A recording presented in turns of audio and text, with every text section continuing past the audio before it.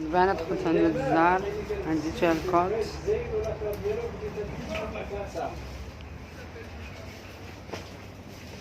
هانتوما تشوفوا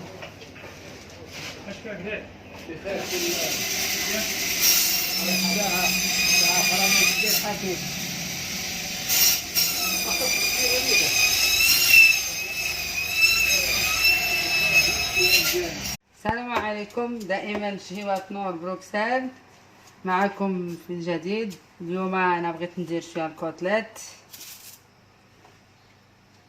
هذا ماشي كوتليت اللي فيه العظم، هذا سميتو سالدو كوتليت، يعني ما يكونش فيه العظم، يكون فيه غير هكا بحال الشحمه. هاد الشحمه هكا وعنده هاد العظم، ما عندوش العظم هنايا، عنده اللحم هنا. وهذا غادي ندير فيه البصله، نديرها من فوقو بحال هاد الطريقه، داكشي عشوائي وصافي. نتمنى يكون الفيديو واضح. نديرها فوقو بحال هكا. غنديرو في الفران، وراني دايره هنا واحد الفلفله الا راه تبان لكم، ها هي تشفى، درتها غير فوق البوطه. بغيت نديرها سلطه بارده، اليوم عندنا الحراره. ونتمنى يعجبكم هذا الشيوات اللي راني ندير، وما تنساوش الدعم.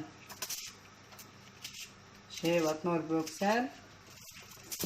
وندير من بعد من نكمل غادي ندير فوقها هاد البصله.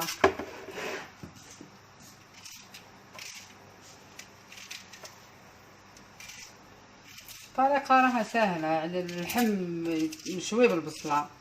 يعجبني الكوتليت مع البصله، ما ندير فيه لا قزبر لا معدنوس لا والو، بهذه الطريقه اللي راكم تشوفوا.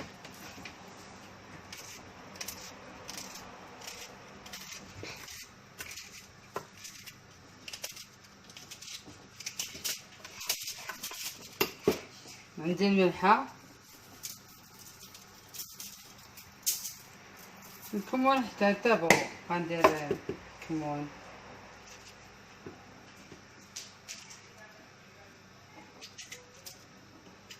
دابا السخانه بنادم يبقى يدبر غير شنو ياكل بارد بارد.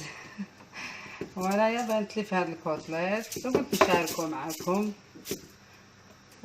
الفلفله ها هي تشوى، درتها على بوطه باش تجي عندها ديك النسمه نتاع الشوا.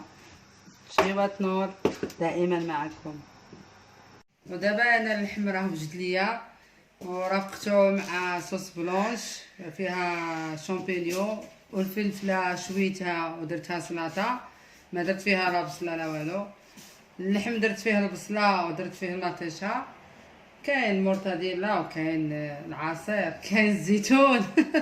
وهذا هو غدا تاعنيهم. ضليت نجاره مع مولانبيك، وراني غادي ندير لكم واحد الفيديو ان شاء الله تاع الحوايج نتاع المغاربه، وراه فيه مول الصالون، فيه بزاف تاع الحوايج دزتهم هاد المره.